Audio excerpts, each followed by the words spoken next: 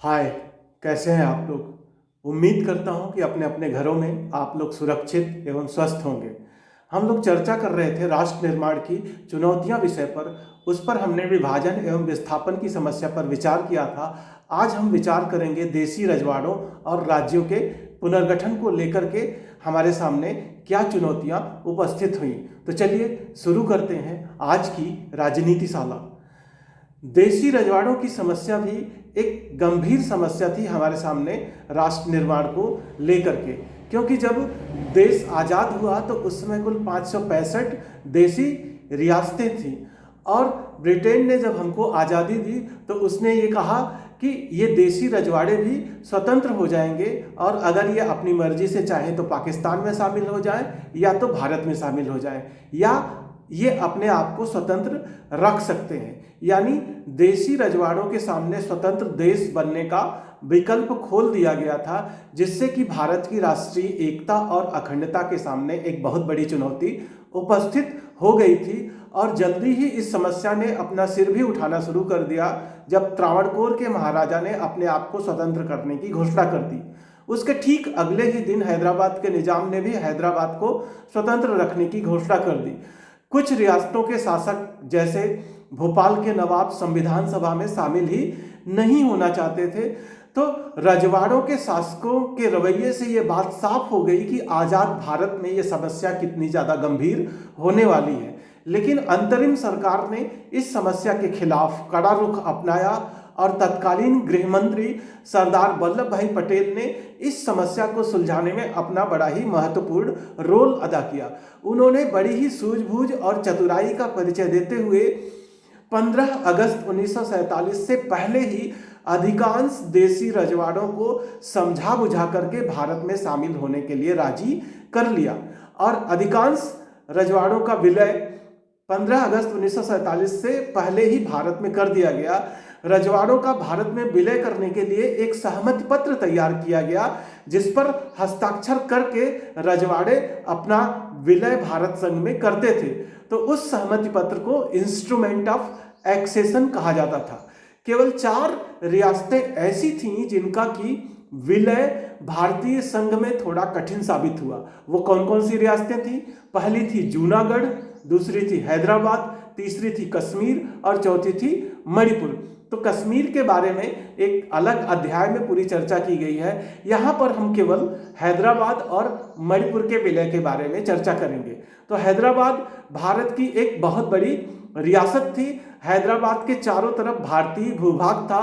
हैदराबाद के शासक को निजाम कहा जाता था और निजाम हैदराबाद को एक स्वतंत्र देश बनाने की ख्वाहिश रखता था, लेकिन भारत के लिए ऐसा करने देना संभव नहीं था। और मजे की बात तो ये है कि जो ये रियासतों के राजा थे या रियासतों के शासक थे, वो तो अपने आप को स्वतंत्र बनाए रखना चाहते थे, लेकिन रियासतों की जनता जो थी वो भारत में मिलना चाहती थी, भारत में विलय करना चाहती थी। तो निजाम के टाल मटोल के रवैये के कारण जनता, हैदराबाद की जनता में विक्षोभ हुआ और हैदराबाद की जनता ने निजाम के खिलाफ विद्रोह कर दिया।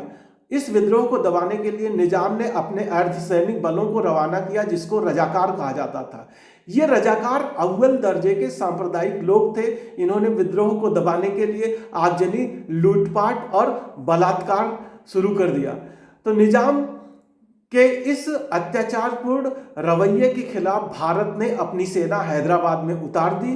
तो भारत की सेना और हैदराबाद के बीच रुक रुक करके लड़ाई चलती रही कुछ दिनों तक, और जल्द ही निजाम ने आत्मसमर्पण कर दिया और उसके आत्मसमर्पण के साथ ही हैदराबाद का विलय भारत में हो गया। दूसरी रियासत है मणिपुर की, जो कि पूर्वोत्तर भारत में है। वहाँ के राजा थे बोधचंद सिंह। उनके ऊपर भारत सरकार ने दबाव डाला कि वो अपना विलय भारत में कर दे। तो उन्होंने मणिपुर का विलय भारत में कर दिया, लेकिन वहाँ की आंतरिक स्वायत्तता बरकरार रही। आंतरिक मामलों में शासन करने का अधिकार राजा के पास ही रहा। इसी बीच मणिपुर की जनता के दबाव में राजा को वहां पर सार्वभौम वयस्क मताधिकार के आधार पर चुनाव कराने पड़े। ये चुनाव जून 1948 में हुए। तो मणिपुर भारत का पहला ऐसा भाग बना जहां पर कि सबसे पहले सार्वभौम वयस्क मताधिकार के आधार पर चुनाव कराए गए। मणिपुर की विधानसभा में भारत के विलय को लेकर के मतभेद थे। मणिपुर कांग्रेस चाहती थी कि मणिपुर का विलय पूरी तरह से भारत में कर दिया जाए, जबकि दूसरी राजनीतिक पार्टियां इसके खिलाफ थी। इसी बीच भारत सरकार ने महाराजा बोधचंद सिंह पर दबाव डाल करके मणिपुर का विलय पूरी तरह से भारत में करवा लिया। इसके खिलाफ मणिपुर की जनता में रोष फैल गया, जिसका असर आज तक भी देखा जा सकता है। तो इस तरह से देशी रियासतों का विलय भारत में किया गया। अब दूसरी समस्या उत्पन्न हुई राष्ट्र निर्माण के सामने, वो थी राज्यों के पुनर्गठन की, कि जो देश की आंतरिक सीमाएं थी उनका पुनर्गठन करना था। आजादी के वक्त भारतीय राष्ट्रीय कांग्रेस ने इस सिद्धांत को स्वीकार कर लिया था कि भारत में जो राज्यों का पुनर्गठन होगा वो वहां बोली जाने वाली भाषाओं के आधार पर होगा। इस सिद्धांत को भारतीय राष्ट्रीय कांग्रेस ने नागपुर अधिवेशन 1920 में स्वीकार किया था। लेकिन आजादी के समय स्थितियां बदल गई, देश का बंटवारा हो गया, देशी रजवाड़ों की समस्या उपस्थित हो गई। तो सबसे बड़ी समस्या हमारे सामने आ गई कि अगर हम राज्यों का पुनर्गठन भाषा के आधार पर करते हैं तो क्या कहीं ये देश की एकता एवं अखंडता को कमजोर करने वाला तो नहीं होगा। इस आशंका के मद्देनजर सरकार ने इस मुद्दे को कुछ समय के लिए स्थगित कर दिया।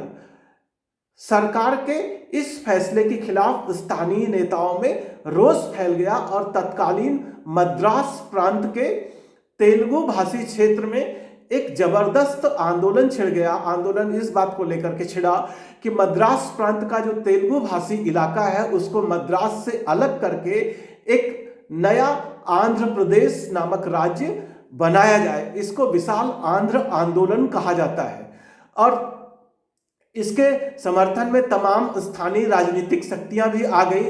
कांग्रेस के वहां के जो तत्कालीन गांधीवादी नेता थे पी श्रीरामुलु, उन्होंने अपनी मांग को लेकर के आमरण अनशन शुरू कर दिया और लगातार 56 दिनों की आमरण अनशन के पश्चात पी श्रीरामुलु की मौत हो गई, जिससे वहां पर यह आंदोलन उग्र हो गया, हिंसा भड़क उठी।